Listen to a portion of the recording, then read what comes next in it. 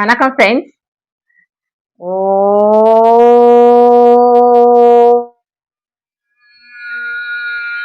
நம சிவாய.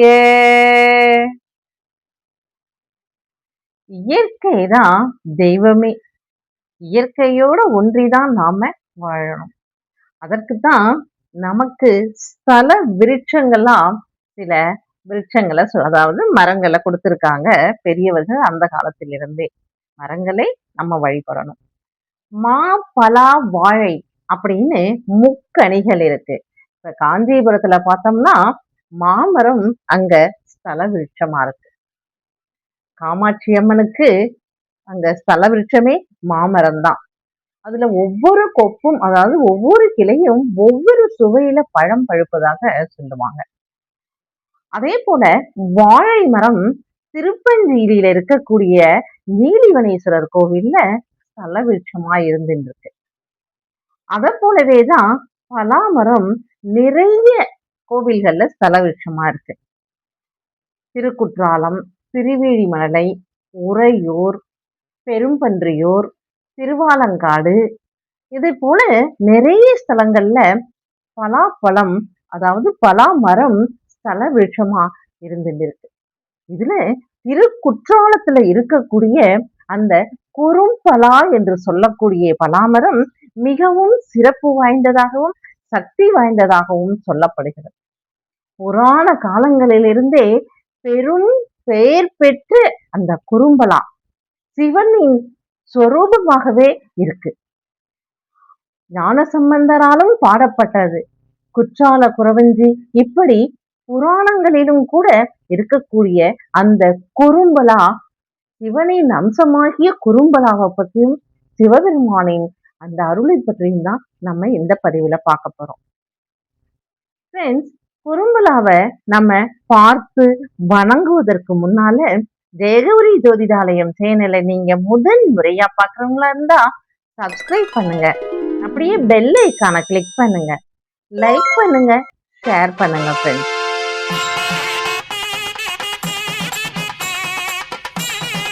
திருச்சிற்றம்பலம். திருச்சிற்றம்பலம் அப்படிங்கிறது நம்மளுடைய சிவபெருமான் நடராஜரா இருந்து நடனம் ஆடிக்கொண்டிருக்கக்கூடிய இடங்களை நாம சிற்றம்பலம் அப்படின்னு சொல்லுவோம். சிதம்பரத்துல இருக்கக்கூடியது பொன்னம்பலம், மதுரையில் இருக்கக்கூடியது வெள்ளி அம்பலம், அதே போல திருநெல்வேலியில் இருக்கிறது தாமிர அம்பலம், தாமிர சபை அப்படின்னு சொல்லுவாங்க. அதே போலதான் திருவாலங்காட்டுல ரத்ன சபைன்னு சொல்லுவாங்க. இங்க திருக்குற்றாலத்துல சித்திர சபை அப்படின்னு சொல்லுவாங்க. இப்படி நடராஜர் திருநடனம் ஆடி நமக்கு களிப்பூட்டுவக்கூடிய இந்த இடங்களை எல்லாம் அம்பலங்கள் அப்படின்னு சொல்லுவோம். இப்படி சித்திர சபையாக இருக்கக்கூடிய திருக்குற்றாலநாதர் சந்நிதியில, குற்றாலநாதர் கோவில்ல ஸ்தல விருட்சமா இருக்கக்கூடியது குறும்பலா அப்படின்னு சொல்லக்கூடிய பலாமரம். இது அதாவது புராண காலங்களில் இருந்து இந்த குறும்பலா இங்கு இருந்து கொண்டிருக்கிறது. திருக்குற்றால புராணம் அப்படிங்கக்கூடிய அந்த புராணத்துல குறும்பலாவே வேதமா வந்திருக்கு.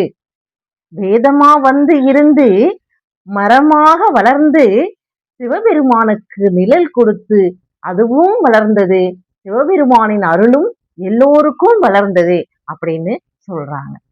செழித்து வளர்ந்தது, சிவனுக்கு நிழல் தந்தது அப்படின்னு ரொம்ப பெருமைப்படுத்தி குற்றால புராணத்துல இந்த குறும்பலாவை சொல்லியிருக்காங்க. அப்ப வேதங்கள் தான் அந்த குறும்பலா. அப்ப எத்தனையோ ஆண்டுகள் ஆகியிருக்கும் இல்லையா? நம்மளால அதை கணித்து சொல்ல முடியாத அளவு குற்றால புராணத்திலேயே இருக்கக்கூடிய குறும்பலா, அப்படி தெய்வீகமாக போற்றப்படக்கூடிய குறும்பலாவை திருஞான சம்பந்தரே சொல்லியிருக்காரு. நம்பினார்க்கு இடமே குறும்பலா அப்படின்னு சொல்லிட்டு, அதாவது சிவபெருமானுக்குரிய இடமே குறும்பலாதான் அப்படி பெருமைப்படுத்தி சொல்லியிருக்கார். அதை போலவே இந்த இயற்கைதான் தெய்வம். இயற்கையை வழிபடாமல் நாம தெய்வத்தை வழிபட்டு எந்த பயனுமே அளிக்காது அப்படிங்கிறது ஒரு பதிகத்துல பாடும்போது, இந்த இடத்தில ஆண் யானையும், பெண் யானையும் சேர்ந்து குறும்பலாவை வணங்குவதைக் கண்டேன் அப்படின்னு சொல்லி ஒரு பதிகத்துல பாடியிருக்கார் ஞானசம்பந்த பெருமான். இப்படியெல்லாம் புகழும், சிறப்பும், நல்ல அருளும் சிவபெருமானின் அம்சமாகவும் இருக்கக்கூடிய குறும்பலா சிவஸ்தானம், சிவரூபம் அப்படின்னே சொல்லப்படக்கூடிய அளவுல இருக்கு. குற்றாலநாதர் சந்நிதிக்கு போகும்போது இந்த குறும்பலாவுக்கு தனி சந்நிதியே அமைத்து கொடுத்திருக்காங்க புராண காலங்களிலிருந்தே. இந்த குற்றால குறவஞ்சி அப்படிங்கிற அந்த பாடல்கள் நம்ம பாடியிருப்போம், படிச்சிருப்போம். திரு குற்றால குறவஞ்சிங்கிற ஒரு குறவஞ்சி பாடல்ல இந்த குறும்பலாவை பற்றி பேசும்போது சொல்றாங்க, கொப்பெல்லாம் சிவபெருமானா. அதில் இருக்கக்கூடிய பெரும் கொப்பெல்லாம் மறைகளாம், திருமறைகள், அதாவது சதுர்வேதங்கள். பெரும் கொப்பெல்லாம் சதுர்வேதங்கள். அடுத்து இருக்கக்கூடிய கிளைகள் எல்லாம் சிவனின் ரூபமாகவே இருக்கு. அதனுடைய கனிகளாகட்டும், இல்ல கனிகள் கொடுக்கும் அந்த சுளைகளாகட்டும், அந்த சுளைகளிலிருந்து வெளிப்படக்கூடிய விதைகளாகட்டும், அந்த குறும்பலாவின் தளிர்களாகட்டும், எல்லாமே சிவஸ்வரூபமாகவே இருக்கு அப்படின்னு சொல்லி அந்த குறும்பலாவின் மகிமையை பற்றி நிறைய சொல்லியிருக்காங்க. சிவனின் அம்சமாகவே இருக்கிறதுனால குறும்பலாவுக்கு ரொம்ப பக்தி சிரத்தையோட நம்ம வணங்கும் போது இயற்கையில் நாம என்ன என்ன நினைக்கிறோமோ பிரபஞ்சத்துலன்னு சொல்றோம் இல்லையா, அந்த பிரபஞ்சமே இயற்கையாதான் அமைஞ்சிருக்கு.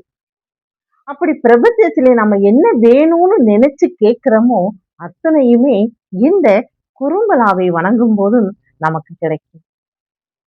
சிவஸ்வரூபமாக குற்றாலநாதரின் அந்த கோவில்ல அமைந்திருக்கக்கூடிய இந்த குறும்பலாவை நாம் கோவிலுக்கு செல்லும் போது தனி சன்னதியில் இருக்கும் குறும்பலாவை சிவஸ்வரூபமாக இருக்கக்கூடிய இந்த குறும்பலாவை நாமும் வணங்கி வருவோம். சிவபெருமானின் அருளும் சித்திர சபையில் இருக்கக்கூடிய குற்றாலநாதரின் அருளும் நமக்கு கிடைக்க நாம குறும்பலாவை வணங்குவோம்.